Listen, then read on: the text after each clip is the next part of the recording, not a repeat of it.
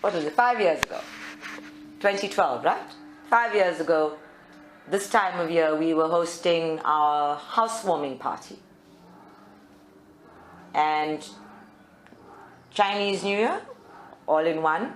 So my birthday, Chinese New Year, housewarming party, all in one, February 2012, because we moved into this house at the end of November and all through December. And I remember it being an incredibly stressful period where I got thinner and thinner. If you look at the photographs from the birthday party, I got thinner and thinner until I looked completely emaciated. And of course, we spent all of that time cleaning pools and dredging ponds and cleaning gardens and being so stressed out at wanting to get the house ready for this party. So I woke up this morning, having had several conversations all over the place and having spoken to Japi yesterday, and I was smiling to myself when I woke up, because the person I was 5 years ago and the person I am now are so completely and utterly different. It's almost like a whole new person was born that February and became something. And of course, you know, every year we sort of upgrade.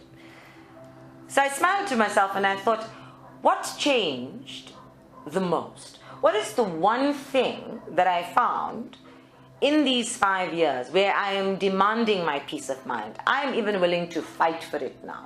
You know, like a crusader. All on my own, I'm on a crusade to keep this peace of mind. And what was the one thing that actually gave me that? And my guys packed up laughing and they said it was forgiveness. And I thought, no, it can't have been forgiveness. Because, you know, sometimes when I think about Japi and the whole Japi debacle that happened just before, you know about that, right? Everybody knows about that. Just before that, and then he came to the birthday party and that intense feeling of betrayal, I can actually still get angry about that. And I can still want to clap him one. So maybe it isn't forgiveness. Maybe there are just spectrums of forgiveness and grieving and spectrums of everything. And they said, no, it's forgiveness. Just stop and see how that spectrum works. So finally I got around to getting my coffee, now sitting on the veranda and looking at the trees and seeing this whole range of greens in front of me. And everything started to make sense, because I've been on this journey of finding grace and then finding grace in grief, knowing that grief resides in love. I know that. And then finding the grace of that, where grief and love are so merged, so one, that they sort each other out. They keep each other stable. And they don't disappear. The grief never disappears, but it becomes stabilized. It becomes anchored. And then when it does that, I feel, okay, there's a feeling of grace around it, or that it becomes lightened. And then there was the whole becomes lightened. Yeah. And then there was the whole journey of faith and clinging to faith, right? Working with it, clinging to it, losing faith from time to time, having a crisis of faith, having a whole catharsis, and still saying, okay, I have to now practice a different level of faith, which is a whole other shade of green. And then not quite getting compassionate. I don't think I got compassion yet. I'm heading there, but I don't quite get it. I'm still too practical for compassion, and still, I think, too attached for compassion, although I can be kind when it suits me.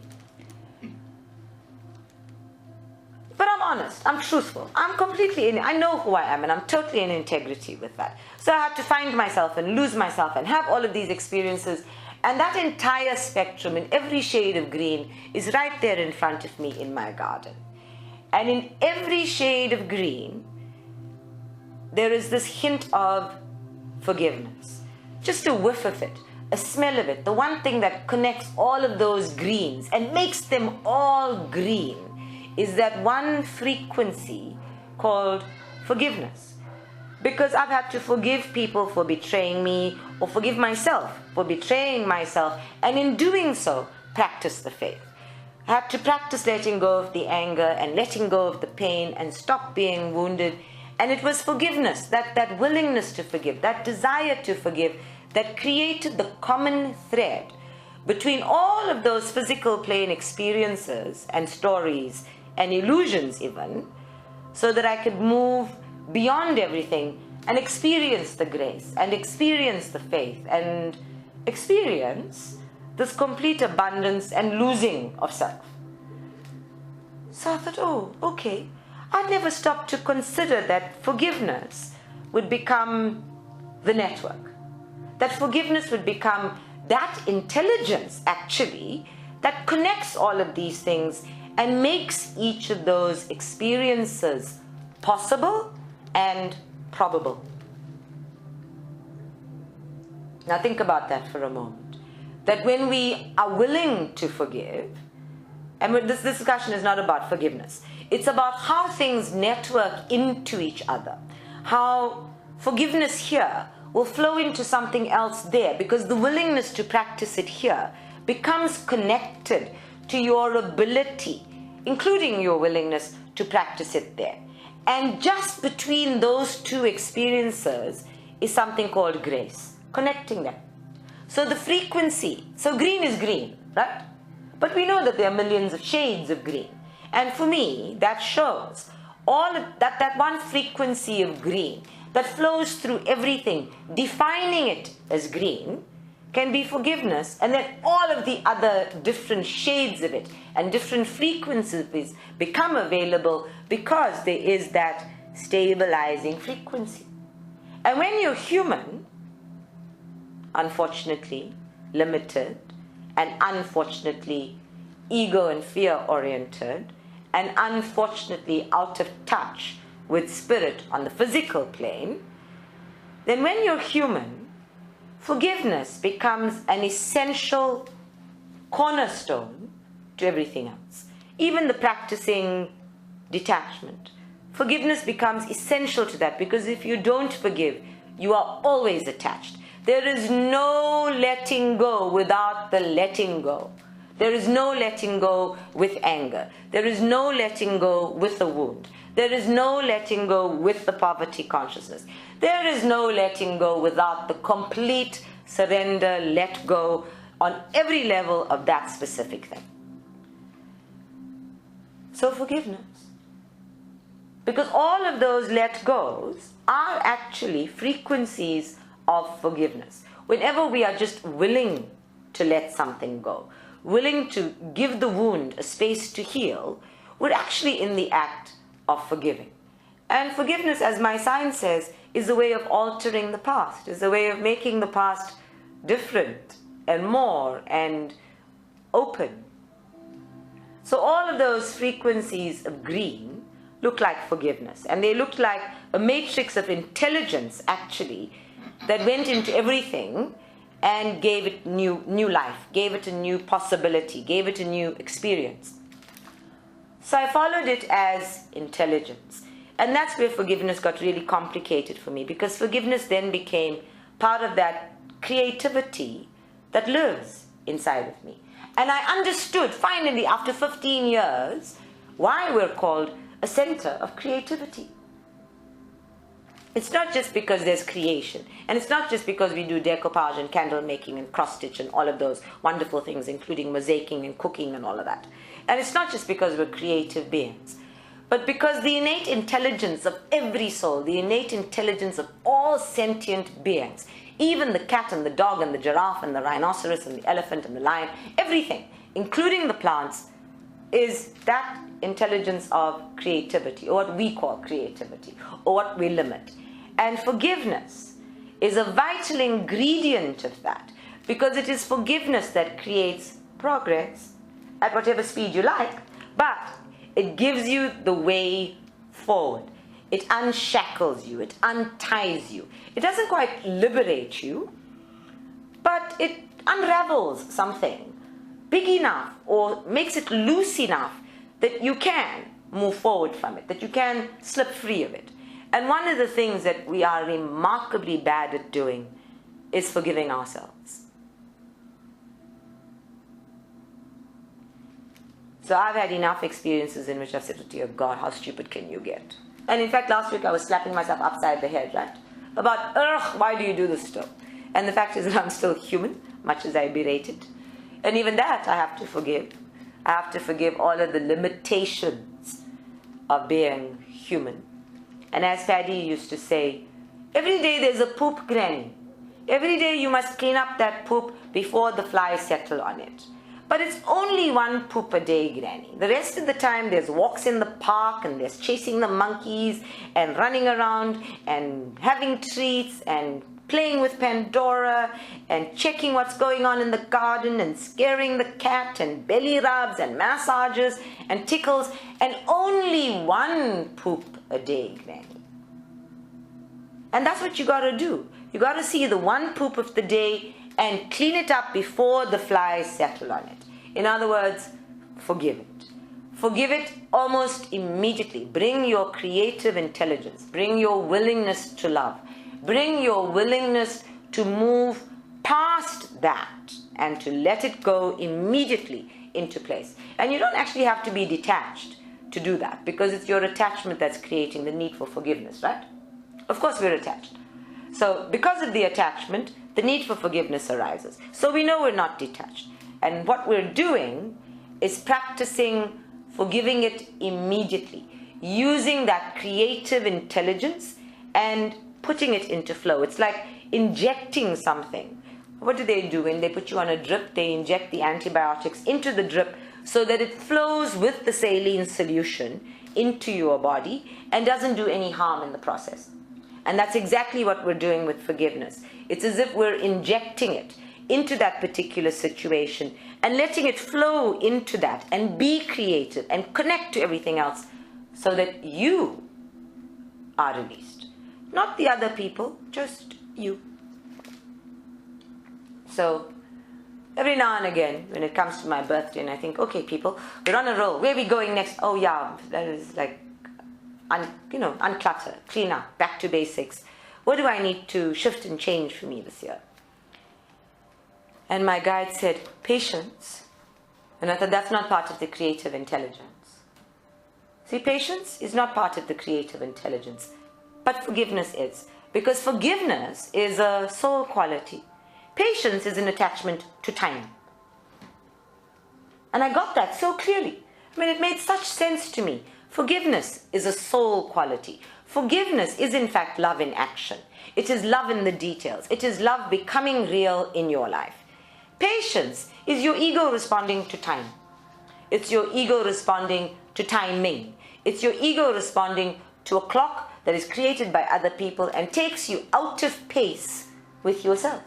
So you are impatient, as well as slow, as well as lazy. This is a triple whammy. I've got all of those things going too. I know it's an air sign sort of thing. We want the world to change as soon as we click our fingers, right? Yeah, and then it doesn't, and then we get lazy and we procrastinate on it. This is the month of Aquarius, so this is the time where all of the humanitarians of the world, the quirky, crazy people, must actually stop and say, okay, where am I getting in the way of this transformation that I want? And that's it. We're impatient, we're lazy, and we procrastinate. We have brilliant ideas, but we want somebody else to implement them. Always want somebody else to implement them, because there's always that dreadful clock keeping us in poverty consciousness. So now I can immediately see that there are different qualities to what is the creative intelligence of the soul as it is living through your everyday experience. And remember, we're living intentionally this year, right? So part of the living intentionally is to be aware of that creative intelligence that is living in your daily life. And where in that moment, when you infuse something, inject something into it, it can shift. As opposed to all of the ego-based stuff that keeps us clinging to the story and clinging to the illusion and wanting to manage and control it. Now, my Lord husband loves to dance. So every now and again, I wake up and I can feel like he's dancing. And when he's dancing, it feels like the earth is moving. You know, literally like I feel the earth move under my feet. That one. So I always ask, why are you dancing? Like, he needs a good reason to be dancing. Like something good must have happened, or something lovely is going on that he's dancing. What has moved him into the space of joy that he is dancing? And he always says the same thing, and I never learn. He says, why not? Why not dance? Have you got something better to do than dance? Have you got something better to do than to choose joy? Have you got something better to do than to infuse positive energy, a blessing, creativity, anything into the moment so that it shifts you past all of those things that you are attached to, shifts you past all of the impatience, shifts you past the procrastination and the laziness? Have you got something better to do other than dance? And if I say, yes, work, he says, well, dance through that. Where is this dancing really happening? You don't have to thump your feet. You don't have to shake up the universe. That's your ego talking again, that the dancing must be done in such a way that everybody else can see it and acknowledge it and feel it. That's your ego talking. But inside of you, if you can imagine for a moment that all of your cells are vibrating and that they're all moving, and which they're doing anyway, by the way, so it's not an illusion, that all of these cells are vibrating to that higher frequency that is in fact you, that they are dancing in your being, then you are dancing inside of you, and you don't have to be thumping your feet outside of you.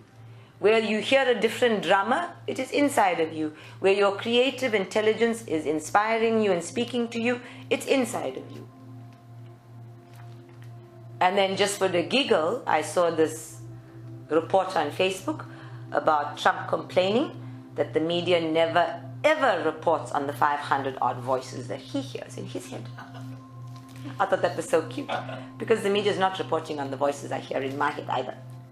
Well, it was one of those satirical things where he's picking on the media. And the fact is that he is showing us all who we really are. Because every time I get mad at Trump, I have to stop and say, okay, what is that game? What is that psychosis? And it is a psychosis that's showing up everywhere. And so there's a new thing now. Don't be a Trump. Yeah? Not don't be a chump anymore. It's don't be a Trump.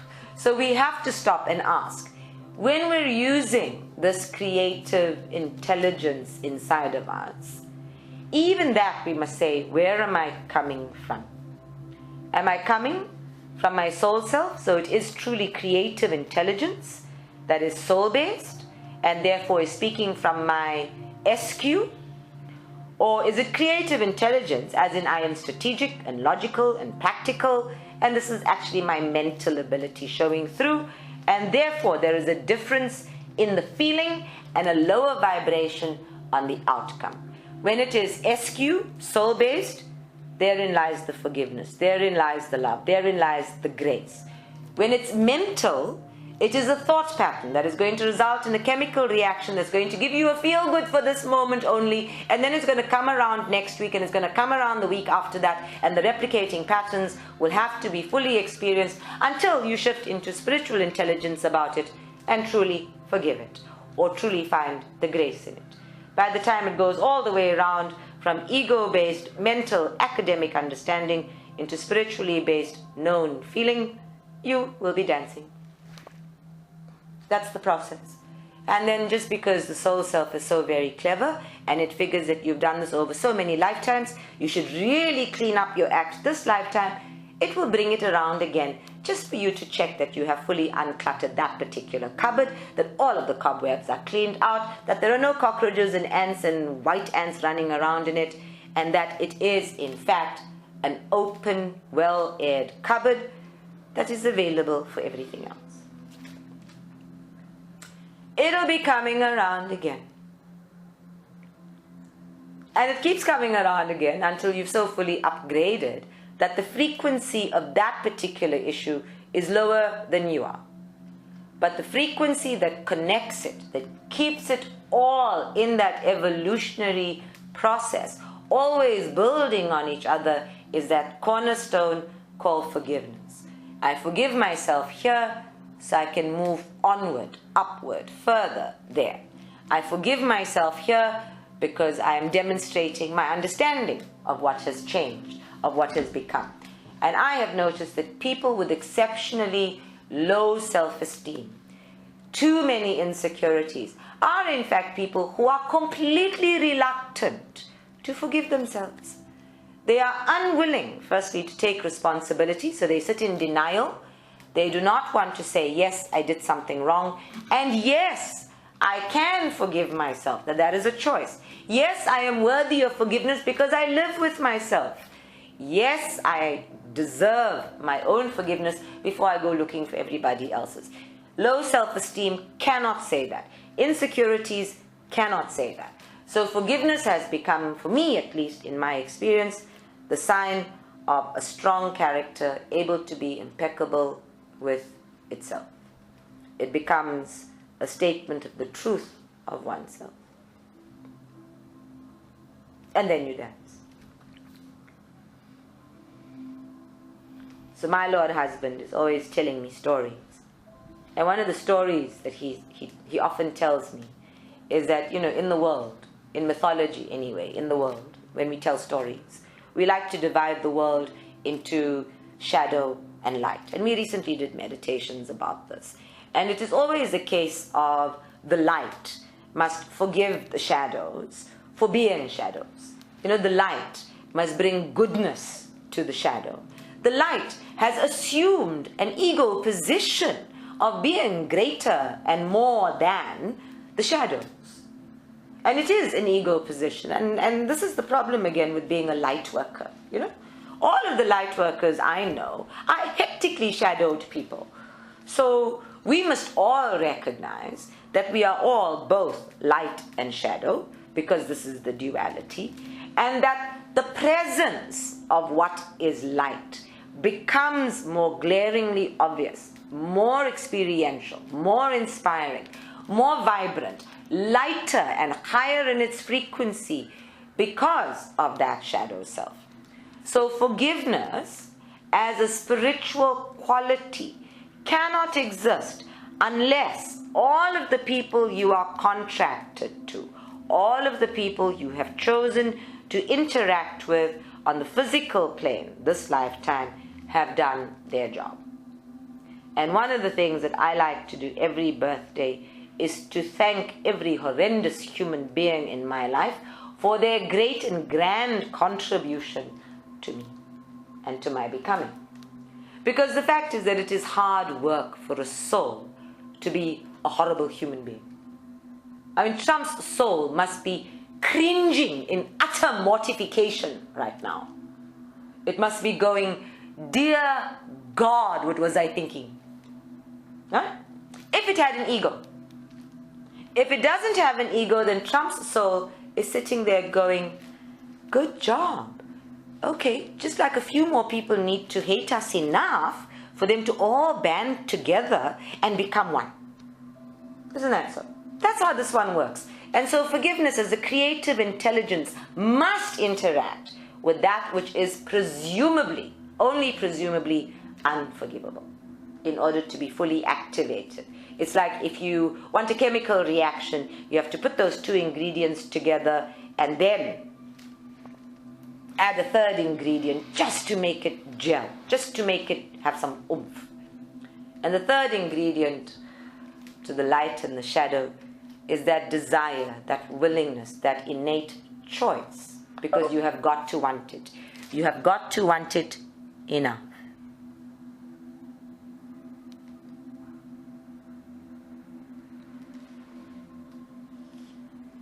So today's meditation is not about forgiveness. I love leading people around in a circle. And it's not about creative intelligence. We've done meditations on both of those, right? Yeah? Okay. And it's not about grace and faith or any of those things. It's about the fact that you chose to be born. Because when you chose to be born, you embraced, I the soul embraced all of the limitations of being human. I the soul embraced the understanding that I will live in a system of shadow and light, and that I will seek to eradicate the shadow within myself by becoming more light than shadow. I the soul embraced the understanding that everybody else who is present in my life is going to be shadow and light as well. And I the soul embraced the knowing, this innate knowing, that until I focus myself, until I bring myself to living on this pathway, any pathway. We just like to call it a spiritual pathway here because we have to set it apart from an ego pathway, but a pathway is a pathway is a pathway. So we call it the spiritual pathway. I, the soul, embraced the understanding that for the soul's development, for the soul's becoming, to be fully experienced in any given lifetime, to be completed in terms of what it had set up for itself in that lifetime, it will have to get focused. It doesn't matter how slowly or quickly it moves along that pathway. What matters is whether or not it maintains the focus. So all of the detours, and some of them are contracted, some of them are intended in order to take you around the ant heap before you realize it's not a mountain, and bring you right back onto a pathway. That's that up and down. That's the going here and the going there. In fact, one of the things that my guides did yesterday was we described this being becoming spiritual as just close your eyes for a moment. Go on, close your eyes for a moment and imagine that there is a hedgehog in front of you. And when you look at this hedgehog, you can see that all of its quills are down. It is peaceful, it is happy, it's even got a smile on its face. And then something comes towards it, and all of the quills go up, and now it is defensive, self-protective. And yet it looks so beautiful with all of those quills up, and you know not to go anywhere near it.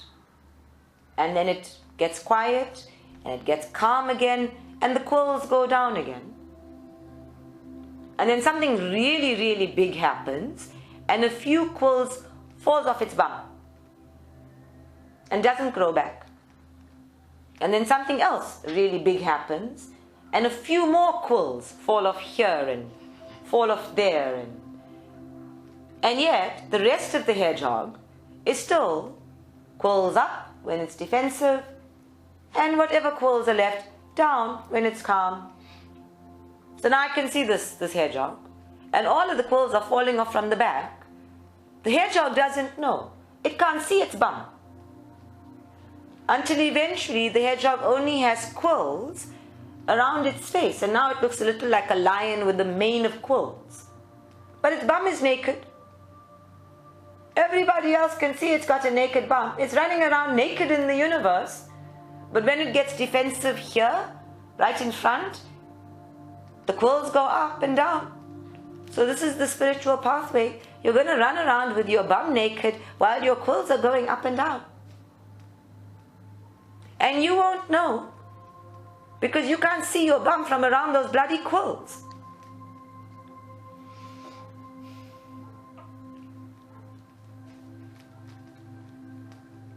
I like that picture.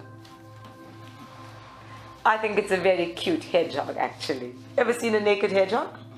Well, they're completely naked when they're born, which is why it is such an appropriate picture for me, because the baby hedgehog is completely innocent. It has no insecurities. It doesn't require those quills. It grows those quills as a defense mechanism to its limitations on the physical plane, as naturally and as easily as all other animals on the planet grow their defense mechanisms. Us human beings are spoiled rotten. We grow defense mechanisms out of greed, out of comparison, out of desire and attachment. We don't actually need those natural strategic things because we have something called a reasoning brain. And that reasoning brain works against us, and it teaches us to be defensive and insecure and lacking in some way, which is that whole poverty consciousness thing from last week. So this meditation is about being a hedgehog. Now, didn't you like that picture of the naked bum of the hedgehog? But it's still busy with its quills. Here in its head, it can see the quills. It can feel those quills going up and down. It doesn't know that it's vulnerable in the universe. It doesn't know that it's lost all of those other quills. So, just how many quills have you lost to date?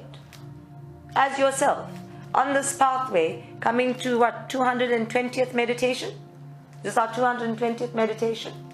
Yeah, how many quills have you lost? And how many quills have you had to lose in order to bring yourself to a specific level of understanding, not just yourself and the world, but how you're interacting with it, who you're being in it.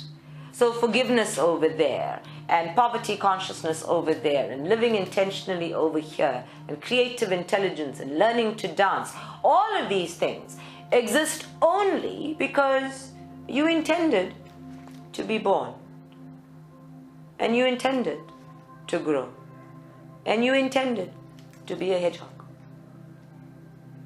So now that you know that your purpose in life is to be a hedgehog, we can stop searching for that, and we can just go back to being soul. Don't you think? Is there a possibility that we were conned into this existence rather than that there was a clear, well-informed choice? Well, I don't know that anybody can actually con anybody on the spiritual plane. Because on the spiritual plane, nothing is hidden. And a con indicates that there's some kind of deceit, some kind of sleight of hand or illusion in place. So, no. I think if we took the word conned and we changed it to persuaded, right? It's like all of your friends are saying, hey, we're going to that nightclub, and it looks like a really cool place, you must come. Let's go give it a try. You know, what have you got to lose? You're not doing anything tonight. And you go, no, I really want to stay home, read my book, catch up with my transcribing. Because, you know, Navi's nagging about it. And they go, never mind her, man, come. Have some fun. You can get back to it tomorrow. And you go, okay, sounds like a plan. Let's all go to the nightclub.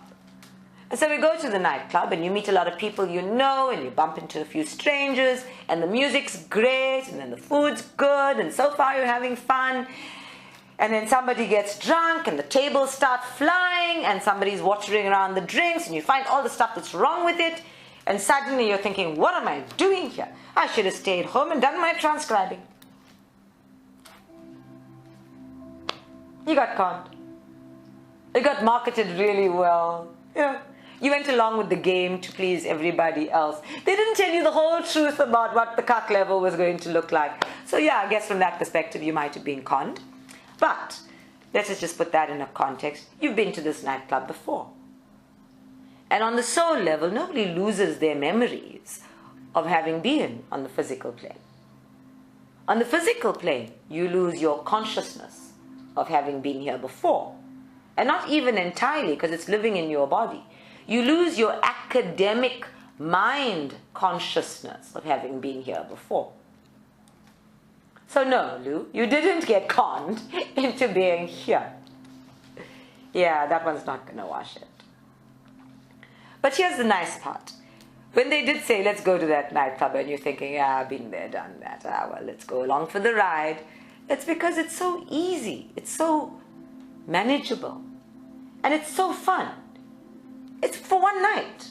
It's like one night out of millions of nights. And remember, there aren't even millions of nights. It's infinity. And it's not boring by any means. But you know, how many ashrams can you go to? And how many crossed over beings can you rescue?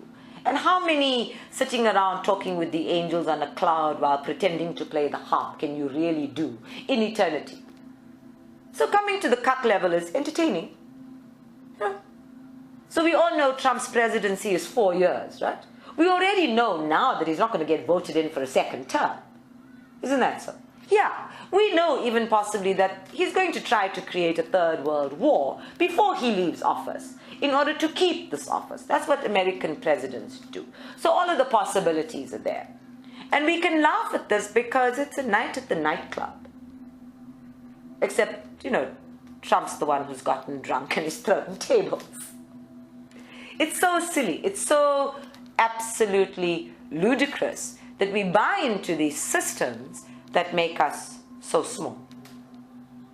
I phoned a call center today to track my parcel.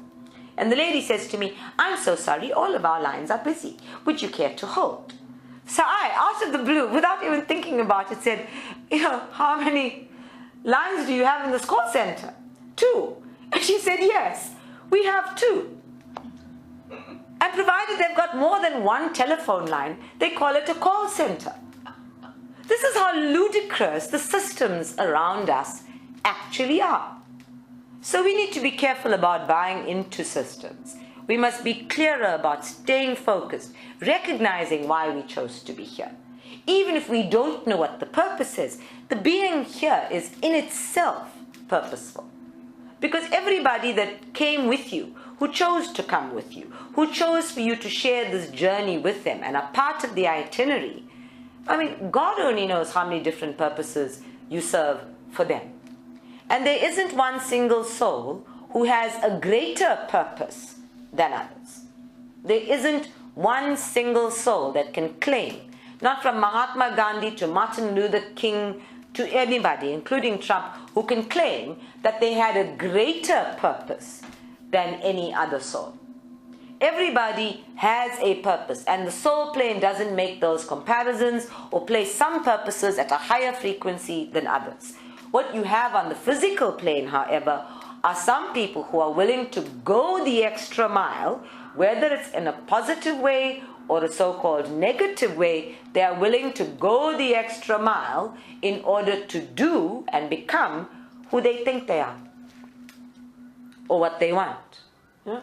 It doesn't matter whether it's good or bad. Well, however we judge it, what you see is that person's focus in getting what they want, regardless.